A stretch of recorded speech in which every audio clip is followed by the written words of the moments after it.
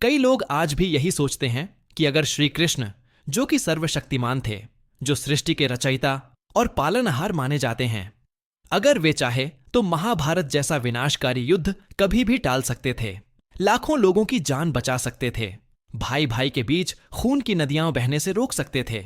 पर इस सोच में एक बहुत बड़ा भ्रम छुपा हुआ है, क्योंकि अगर वे ऐसा करते तो शायद धर्म, सत्य, न्याय और कर्म का जो असली स्वरूप है वो कभी दुनिया के सामने नहीं आ पाता।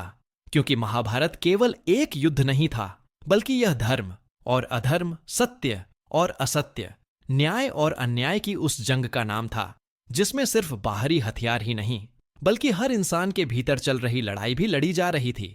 महाभारत एक ऐसा ऐतिहासिक, दार्शनिक और आध्यात्मिक संग्राम था जहां श्री कृष्ण का रोल केवल युद्ध रोकने या लड़ने वाला नहीं था, बल्कि वे उस समय की परिस्थिति को सही दिशा देने वाले थे।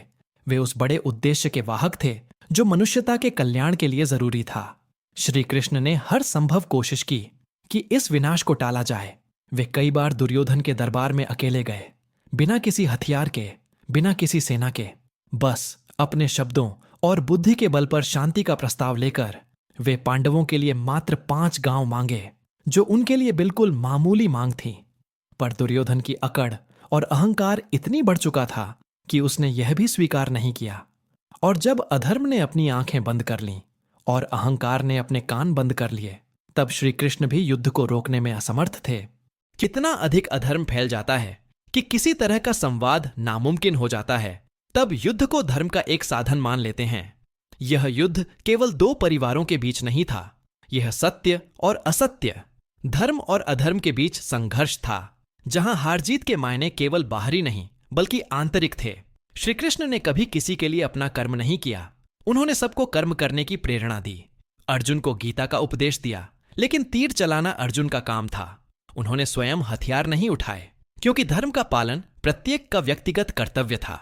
महाभारत का होना इसलिए जरूरी था क्योंकि समाज में अधर्म की जड़ें इतनी गहरी हो चुकी थीं कि केवल उपदेश या शांति की बातों से कुछ नहीं बदलता, उसे जड़ से उखाड़ फेंकना पड़ता था।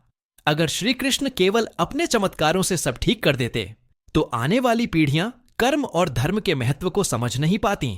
इसलिए उन्होंने खुद को रथ के सारथी के रूप में रखा, राजा के रूप में नहीं, युद्ध नहीं लड़ा, केवल दिशा दी। उनके लिए महाभारत एक संदेश था कि जब अधर्म बढ़े तो चुप मत रहो, अन्याय होते देख आंखें मत फेरो, और जब धर्म डगमगाए तो अपने हाथ में रथ की लगाम को पकड़ो। इसलिए अगर श्री कृष्ण चाहते तो युद्ध नहीं होता, पर फिर धर्म अधूरा रह जाता। वे युद्ध को रोका नहीं, क्योंकि वे जानते थे कि कभी कभी विनाश ही सृजन की पहली सीढ़ी होती है। इसीलिए महाभारत की कहानी हमें यह सिखाती है कि जीवन में जब सही और गलत के बीच संघर्ष हो तो कभी कभी कठिन फैसले और कष्ट सहना भी जरूरी होता है। और इसीलिए श्री कृष्ण ने युद्ध को केवल एक आखिरी विकल्प के रूप में स्वीकार किया, ताकि धर्म पुनः स्थापित हो सके।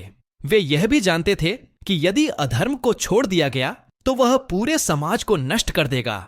इसलिए उन्होंने अपने कर्म योग और ज्ञान योग से अर्जुन को सशक्त बनाया कि वह अपने कर्तव्य का पालन करे, और हम सभी को यह सिखाया कि ईश्वर हमारे साथ है, पर हमारी जगह नहीं लड़ता। हमें स्वयं अपने कर्म करने होते हैं। और यह भी सिखाया कि धर्म सिर्फ पूजा पाठ या नियम कायदे नहीं, बल्कि हर दिन हर पल सही निर्णय लेने का नाम है। महाभारत की यह कथा आज भी हमारे लिए उतनी ही महत्वपूर्ण है जितनी तब थी, क्योंकि आज भी हमारे समाज में अधर्म और अन्याय के रूप में कई रूप हैं।